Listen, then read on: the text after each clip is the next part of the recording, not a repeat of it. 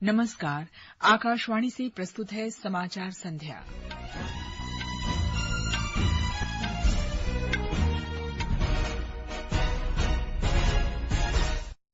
महाराष्ट्र विधानसभा चुनाव के लिए 20 नवंबर को एक चरण में और झारखंड विधानसभा के लिए 13 और 20 नवंबर को 2 चरणों में मतदान होगा। मतगणना 23 नवंबर को।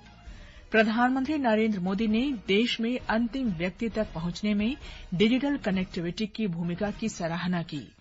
विदेश मंत्री डॉ एस जयशंकर शंघाई सहयोग संगठन शिखर सम्मेलन में शामिल होने के लिए पाकिस्तान के इस्लामाबाद पहुंचे। भारत ने देश की रक्षा क्षमताओं को बढ़ाने के लिए अमेरिका से 31 प्रेडेटर ड्रोन की खरीद का समझौता किया। सरकार ने स्वास्थ्य, कृषि और सतत शहरों पर केंद्रित आर्टिफिशियल इंटेलिजेंस में 3 उत्कृष्टता केंद्रों की घोषणा की और PV Sindhu Denmark open badminton tournament में महिलाओं के सिंगल्स प्री क्वार्टर फाइनल में पहुंची। समाचार संध्या के साथ मैं कनकलता। निर्वाचन आयोग ने महाराष्ट्र और झारखंड विधानसभा चुनाव कार्यक्रम की आज घोषणा कर दी।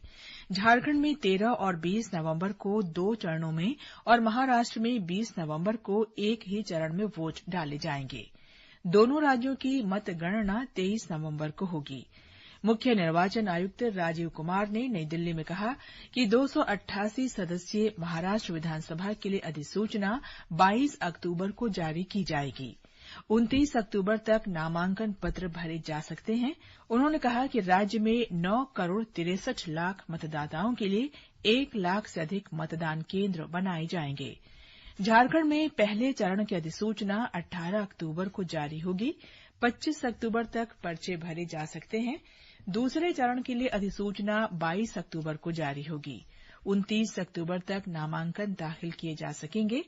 मुख्य निर्वाचन आयुक्त ने बताया कि झारखंड में 2 करोड़ 60 लाख मतदाता अपने मताधिकार का उपयोग करेंगे। पूरे पोलिंग स्टेशंस की संख्या होगी 29,562 और जो कि 20,221 लोकेशंस पर फैले हुए होंगे। अर्बन संख्या वहां कम है 5,042 और रूरल परिवेश ज्यादा है, इसलिए रूरल बूथ्स की संख्या होगी 20,520। यहां पर भी women managed booths, youth managed booth, PWD managed booths बनाए जाएंगे। आयोग ने बताया कि कई राज्यों की 47 विधानसभा सीटों और केरल के वायनाड लोकसभा सीट के लिए 13 नवंबर को उपचुनाव होंगे। उत्तराखंड की 1 विधानसभा सीट और महाराष्ट्र की नांदेड़ लोकसभा सीट के लिए उपचुनाव 20 नवंबर को होगा। इस बीच निर्वाचन आयोग ने इलेक्ट्रॉनिक वोटिंग मशीन पर कांग्रेस के आरोपों को खारिज करते हुए कहा है कि ये पूरी तरह सुरक्षित है और इससे छेड़छाड़ नहीं की जा सकती। मुख्य निर्वाचन आयुक्त श्री राजीव कुमार ने कहा कि आयोग को कांग्रेस प्रत्याशियों की 20 शिकायतें मिली हैं। इनमें हाल ही में संपन्न हरियाणा विधानसभा चुनावों में इलेक्ट्रॉनिक वोटिंग मशीनों की बैटरी के बारे में अनियमितता का आरोप लगाया गया है। भाजपा की केंद्रीय चुनाव समिति की बैठक नई दिल्ली स्थित पार्टी मुख्यालय में चल रही है। बैठक में प्रधानमंत्री और पार्टी के वरिष्ठ नेता नरेंद्र मोदी, गृह मंत्री अमित शाह, पार्टी अध्यक्ष जेपी नड्डा और पार्टी के अन्य वरिष्ठ नेता शामिल हैं। ये बैठक झारखंड विधानसभा चुनाव के लिए पार्टी के उम्मीदवारों के नाम तय करने के लिए हो रही है। इस बीच भाजपा अध्यक्ष जेपी नड्डा ने आगामी दिल्ली विधानसभा चुनाव के लिए पार्टी के राष्ट्रीय उपाध्यक्ष बैजयंत पांडा को चुनाव प्रभारी नियुक्त किया है। सांसद अतुल गर्ग को सह प्रभारी नियुक्त किया गया है। उमर अब्दुल्ला कल दिन में 11:30 बजे जम्मू कश्मीर के मुख्यमंत्री पद की शपथ लेंगे। शपथ ग्रहण समारोह श्रीनगर में शेर Kashmir international conference centre SKICC में आयोजित किया जाएगा। श्री अब्दुल्ला और उनके मंत्रिपरिषद को उपराज्यपाल मनोज सिन्हा पद और गोपनीयता की शपथ दिलाएंगे। हरियाणा में कल एक बैठक में भाजपा विधायक दल का नेता चुना जाएगा। पार्टी ने गृहमंत्री अमित शाह और मध्यप्रदेश के मुख्यमंत्री मोहन यादव को पर्यवेक्षक नियुक्त किया है और ये दोनों बैठक में मौजूद रहेंगे। इस बीच बृहस्पतिवार को होने वाले शपथ ग्रहण समारोह की तैयारियों के लिए चंडीगढ़ में एक बैठक आयोजित की गई। ये समाचार हमारी वेबसाइट www.newsonair.gov.in और हमारे न्यूज ऑन एआईआर ऐप पर भी उपलब्ध हैं। समाचार संध्या में आपका फिर स्वागत है। प्रधानमंत्री नरेंद्र मोदी ने कल्याणकारी योजनाओं को अंतिम व्यक्ति तक पहुंचाने में भारत में डिजिटल कनेक्टिविटी की भूमिका की सराहना की है। श्री मोदी ने आर्टिफिशियल इंटेलिजेंस के नैतिक इस्तेमाल का आह्वान करते हुए सुरक्षा, सम्मान और समानता को प्राथमिकता दिए जाने पर बल दिया है। प्रधानमंत्री ने आज नई दिल्ली के भारत मंडपम में अंतर्राष्ट्रीय दूरसंचार संघ की विश्व दूरसंचार मानकीकरण सभा 2024 का उद्घाटन करते हुए ये बात कही। आज भारत के पास एक ऐसा डिजिटल बुके है जो दुनिया में वेलफेयर स्कीम्स को एक नई ऊंचाई दे सकता है। इसलिए G20 प्रेसिडेंसी के दौरान भी भारत ने डिजिटल पब्लिक इंफ्रास्ट्रक्चर पर बल दिया और आज मैं फिर दोहराऊंगा, भारत को डीपीआई से संबंधित अपना अनुभव और जानकारी सभी देशों के साथ शेयर करने में खुशी होगी। प्रधानमंत्री ने कहा कि भारत दूरसंचार और उससे संबंधित प्रौद्योगिकी के क्षेत्र में अभी दुनिया का सबसे अधिक गतिशील देश है। श्री मोदी ने कहा कि भारत प्रौद्योगिकी के क्षेत्र में महिलाओं का नेतृत्व बढ़ाने के लिए अनेक अवसर सृजित कर रहा है। आपने सरकार के नमो ड्रोन दीदी कार्यक्रम के बारे में जरूर सुना होगा। ये खेती में ड्रोन क्रांति को बढ़ावा देने वाला कार्यक्रम है। इस अभियान को भारत के गांवों की महिलाएं लीड कर रही है। डिजिटल बैंकिंग, डिजिटल पेमेंट्स को घर घर पहुंचाने के लिए भी हमने बैंक सखी प्रोग्राम चलाया, यानी महिलाओं ने डिजिटल अवेयरनेस प्रोग्राम को भी लीड किया। इंडिया मोबाइल कांग्रेस में पहुंचे आगंतुकों ने आकाशवाणी से खास बातचीत में अपने अनुभव साझा किए। मेरा नाम राजीव है और मैं दिल्ली से अभी बिलोंग कर रहा हूँ। बाहर आए हैं, देखा इवेंट में तो काफी अच्छा लगा। हमें पता लग रहा है कि मार्केट में चल क्या रहा है, क्या टेक्नोलॉजी आ रही है। एक अच्छा है हमारे लिए भी और हम थोड़ा अप टू डेट हो रहे हैं। टेक्नोलॉजी वाइज काफी ग्रो कर रहा है इंडिया। देख रहे हैं 6G के भी हमने देखा है, भारत 6G का जैसा हमने देखा यहाँ पे, और ऐसे इवेंट होते रहने चाहिए। रमन की सबसे बड़ी बात है कि अब हम धीरे धीरे टेक्नोलॉजी अडॉप्टर ना रह के हम टेक्नोलॉजी लीडर बन रहे हैं। तो मैं एक इम्प्रूवमेंट देख रहा हूँ कि जहाँ पे पहले Indian companies as a corners में होती थी, आज आई थिंक 350 और मोर देन 400 स्टार्टअप्स हैं जो लगा, और वो स्टार्टअप्स हैं जिनको मैंने 2 साल पहले देखा था कि मतलब सीड कैपिटल उन्होंने अरेंज की थी, बट नाउ आज की डेट में वो रेवेन्यू जनरेट कर रहे हैं।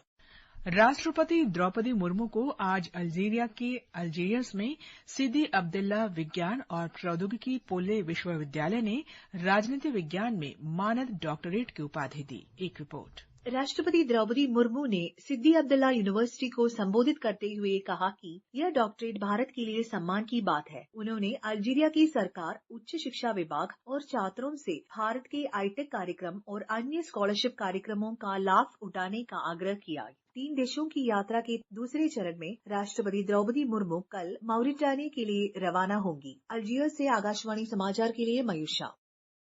विदेश मंत्री डॉक्टर एस जयशंकर शंघाई सहयोग संगठन की बैठक के लिए आज दोपहर बाद पाकिस्तान के इस्लामाबाद पहुंचे। इस वार्षिक बैठक में व्यापार और आर्थिक मुद्दे मुख्य एजेंडा हैं। इससे पहले विदेश मंत्री ने पाकिस्तान के साथ द्विपक्षीय बातचीत को खारिज कर दिया था। पिछले 9 वर्ष के दौरान किसी भारतीय विदेश मंत्री की ये पहली पाकिस्तान यात्रा है। वित्त मंत्री निर्मला सीतारामन ने अमेरिका भारत रणनीतिक साझेदारी मंच की भूमिका पर बल देते हुए कहा कि ये भारत में उद्योग और निवेश में बढ़ोतरी में प्रमुख भूमिका निभा सकता है।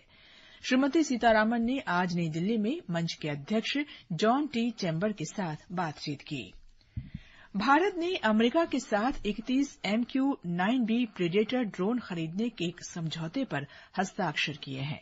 इसका उद्देश्य भारत की सैन्य अभियान तैयारियों और क्षमता को बढ़ाना है। इनमें तीनों सेनाओं के लिए MQ-9B स्काई गार्डियन और सी गार्डियन ड्रोन भी शामिल हैं। इन प्रेडेटर ड्रोन के मिलने से भारत की रक्षा क्षमता में अभूतपूर्व वृद्धि होगी। भारत और कोलंबिया ने आज नई दिल्ली में दृश्य श्रव्य सह उत्पादन पर एक समझौता ज्ञापन पर हस्ताक्षर किए। सूचना और प्रसारण राज्य मंत्री एल मुरुगन ने कोलंबिया के विदेश उपमंत्री जॉर्ज रोजर्स रोड्रिग्स के साथ समझौते पर हस्ताक्षर किए।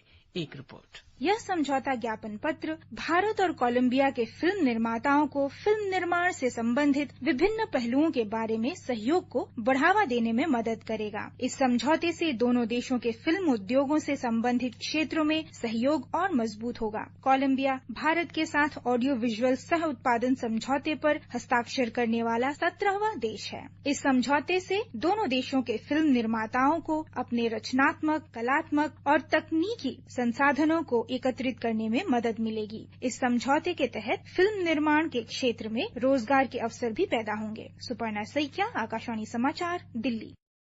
ये समाचार आकाशवाणी से प्रसारित किए जा रहे हैं। समाचार संध्या में आपका फिर स्वागत है।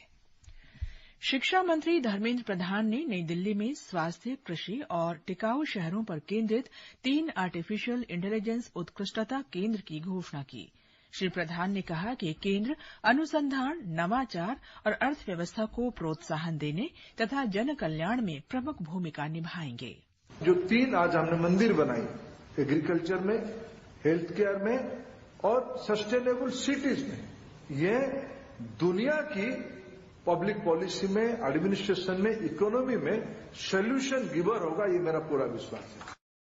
ये केंद्र नई दिल्ली के अखिल भारतीय आयुर्विज्ञान संस्थान, भारतीय प्रौद्योगिकी संस्थान रोपड़ और भारतीय प्रौद्योगिकी संस्थान कानपुर में स्थापित किए जाएंगे।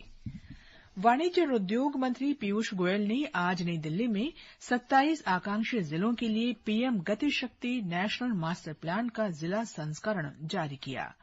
पीएम गति शक्ति के 3 वर्ष पूरा होने के अवसर पर श्री गोयल ने कहा कि पीएम गति शक्ति आधारभूत संरचना के नियोजन के लिए एक शानदार उपकरण है और जिला मास्टर प्लान को 18 महीनों में 750 से अधिक जिलों में लागू कर दिया जाएगा। सरकार ने 234 नए शहरों में 730 निजी रेडियो चैनलों की शुरूआत के लिए निजी एफएम रेडियो चरण के तीसरे बैच की ई नीलामी के वास्ते आवेदन आमंत्रित करने के लिए नोटिस जारी किया है। चैनलों की नीलामी के लिए आरक्षित मूल्य ट्राई की अनुशंसित 2022 की कीमतों के अनुसार है। आवेदन जमा करने की अंतिम तिथि 18 नवंबर है। प्रधानमंत्री नरेंद्र मोदी बृहस्पतिवार को नई दिल्ली में अभिधम्म दिवस और पाली को शास्त्रीय भाषा के रूप में मान्यता देने के समारोह में शामिल होंगे। संस्कृति मंत्रालय के सहयोग से अंतर्राष्ट्रीय बौद्ध परिसंघ ये दिवस मना रहा है। प्रधानमंत्री अभिधम्म दिवस के महत्व, पाली भाषा के महत्व और बुद्ध धर्म की समृद्ध विरासत को संरक्षित और प्रोत्साहन देने के लिए सरकार के प्रयासों पर अपने विचार साझा करेंगे। उत्तर प्रदेश में बहराइच जिले के हिंसाग्रस्त महासी क्षेत्र में हालात धीरे धीरे सामान्य हो रहे हैं। हिंसा में मारे गए युवक के परिजनों ने आज लखनऊ में मुख्यमंत्री योगी आदित्यनाथ से मुलाकात की। मुख्यमंत्री ने परिवार को 10 लाख रुपए की अनुग्रह राशि और परिवार के एक सदस्य को सरकारी नौकरी देने का आश्वासन दिया। उन्होंने कहा कि हत्या में शामिल लोगों के विरुद्ध सख्त कार्रवाई की जाएगी। PV Sindhu Denmark open badminton tournament के महिला सिंगल्स के प्री क्वार्टर फाइनल में पहुंच गई हैं।